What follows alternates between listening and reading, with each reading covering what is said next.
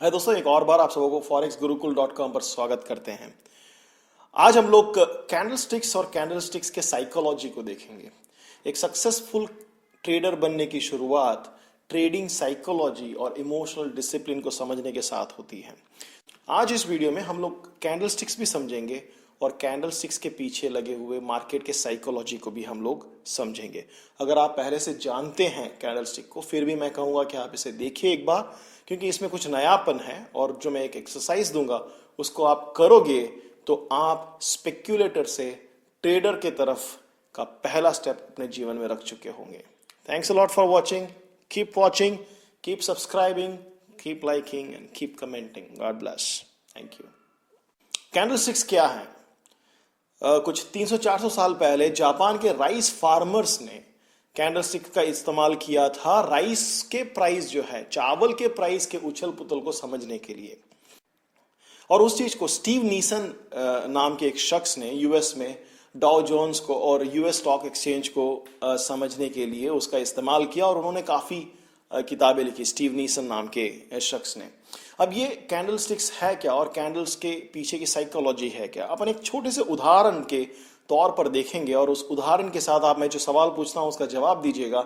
आपको समझ में आ जाएगा कि कैंडलस्टिक्स हैं क्या और कैंडलस्टिक्स की साइकोलॉजी है क्या। ठीक है, ओके ग्रेट। आप इमेजिन कीजिए कि आप एक फार्मर हैं, आप एक खुद खेती करने वाले, एक चावल उगाने वाले एक खेडूत हैं जो अभी फसल काट कर साफ सुफ कर कर गाड़ियों में डालकर 5 गाड़ियां भरकर आप मंडी की तरफ निकल पड़े हैं। 300 साल पुराना है भाई, बैलगाड़ी है, कोई ट्रक नहीं। तो आप मंडी की तरफ निकल पड़े हैं और जब वहां पर पहुंचते हैं तो रात को 10 बज चुके होते हैं, मंडी बंद है। अब आप वहां पे जाके देख रहे हैं और वहां पे एक बोर्ड में लिखा हुआ है 25 rupees, last traded price 25 rupees है। समझे आप? मतलब लास्ट का जो सौदा था, मंडी बंद कितने में हुई? मंडी बंद 25 रुपया प्रति किलो पर हो गई। Okay great. आप उधर खड़े हैं, देख रहे हैं और अचानक एक ब्रोकर आ जाता है, एक मर्चेंट आ जाता है, एक दलाल आ जाता है, आप जो कह लो। वो आता है और आपको कहता है कि भाई क्या देख रहे हैं? तो क्या आप बोलते हैं मैं ये बेचने आया हूं। तो कहता कोई बात नहीं भाई, आप एक काम करो, 23 रुपया मैं आपको प्राइस देता हूं, आपका पूरा 5 गाड़ी खाली कर दो। सवाल नंबर 1, क्या आप उसे बेचेंगे? याद रखिएगा, आपके आने वाले 6 महीने आपके बच्चों के और आपके परिवार के डिपेंड करता है कि आप इस सौदा कितने अच्छे में निपटा के जाते हैं। ठीक है, तो ध्यान देकर सोच कर कीजिएगा। ठीक है, देंगे आप? अक्सर लोग, मैं जब भी ट्रेनिंग में पूछता हूं तो लोग कहते हैं कि मैं नहीं दूंगा। क्यों नहीं देंगे? क्योंकि 25 रुपए की तुलना में 23 रुपया जो है वो ठीक नहीं लगता। उसको लगता है कि क्या यार, 25 में जब क्लोज हुआ है मंडी तो मैं 23 में भला क्यों दूं। ग्रेट। अब मर्चेंट आपको कन्विंस कर रहा है, वो कह रहा है अरे यार आप क्लोजिंग प्राइस क्यों देख रहे हैं, अब ओपनिंग प्राइस भी तो देखो। ओपनिंग प्राइस का आज सुबह एक्चुअली 20 से चालू हुआ मार्केट, और कल का तो बिल्कुल हालत ही खराब लग रहा है, कल तो और भी नीचे गिरेगा ऐसा लगता है, मार्केट खुलेगा ही बहुत नीचे से है। अब आप क्या करोगे? अब उसने आपको एक नया इंफॉर्मेशन दे दिया, एक नया डेटा दे दिया कि मार्केट खुला था 20 पे, आप केवल क्लोजिंग प्राइस देख रहे थे। अब अचानक वापस आपके दिमाग में कैलकुलेशंस चालू हो गए, आप सोच रहे हैं अब करें क्या। और अब आप कहेंगे, यूजुअली जब मैं ट्रेनिंग में पूछता हूं कि क्या करेंगे आप, तो यूजुअली लोग कहते हैं 23 रुपया जो है 20 के मुकाबले ठीक लगता है और 20 और 25 के बीच में भी ठीक ही लगता है, तो आप दे देंगे, है कि नहीं? तो आपने दे दिया। अब मैं आपको एक चीज बताता हूं कि प्राइस जो है, कोटेड प्राइस, वो अपने आप में अट्रैक्टिव या अनअट्रैक्टिव नहीं है। प्राइस तो वही है, 23 तो 23 ही है, वो अपने आप में अट्रैक्टिव या अनअट्रैक्टिव नहीं है। लेकिन जब आप उसकी तुलना किसी और बेंचमार्क प्राइस के साथ करते हैं तो वो अचानक या तो अट्रैक्टिव हो जाता है या तो अनअट्रैक्टिव हो जाता है। 25 की तुलना में 23 ठीक नहीं था, आपने कहा मैं नहीं दूंगा, लेकिन 20 की तुलना में 23 अट्रैक्टिव प्राइस है, आप कहते हैं कि मैं दे दूंगा। ठीक है, आपने कहा मैं दे दूंगा, वो गाड़ा नीचे उतार रहा है और अचानक वहां पर एक आदमी पहुंच जाता है और कहता है कि भाई क्या कर रहे हो, आप तो हमारे गांव के हैं। हम कहते हैं हाँ भैया, तुम यहां कहां पहुंच गए राम सिंह? तो वो बताता है कि भाई कितने में बेचा आपने? वो पूछता है आपसे, तो आपने कहा कि मैंने तो 23 में बेच दिया यार, सारा गाड़ी खाली करके कल घर जा रहा हूं।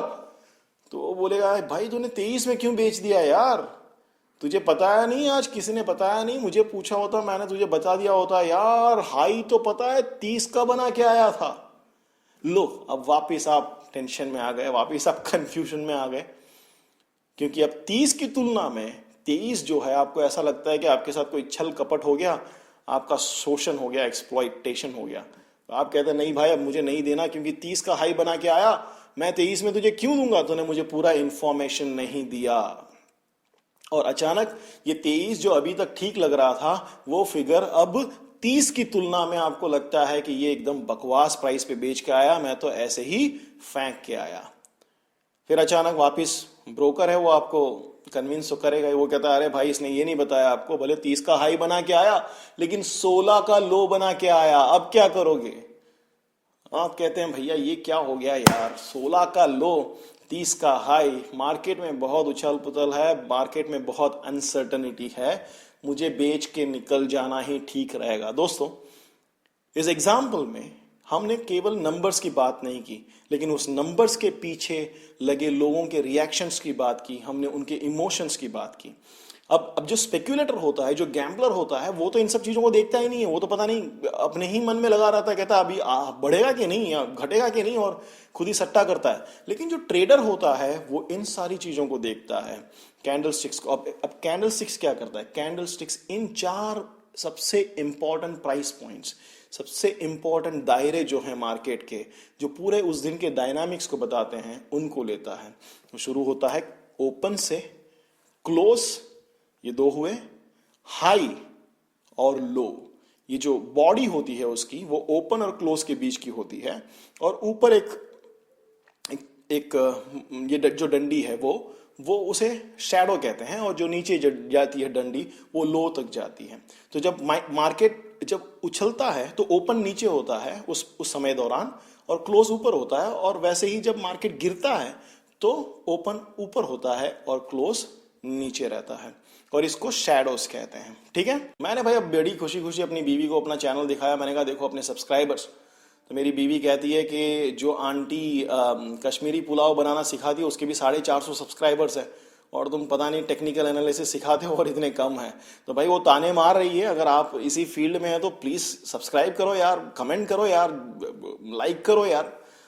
इतनी गर्मी में खड़ा होकर मैं आपके लिए फ्री में वीडियो बना रहा हूँ, और आप थोड़ा बहुत तो करोगे कि नहीं, थोड़ा इनकरेज कीजिए मुझे और ताने से बचाइए। नेक्स्ट वीडियो में मिलते हैं। God bless you, thank you.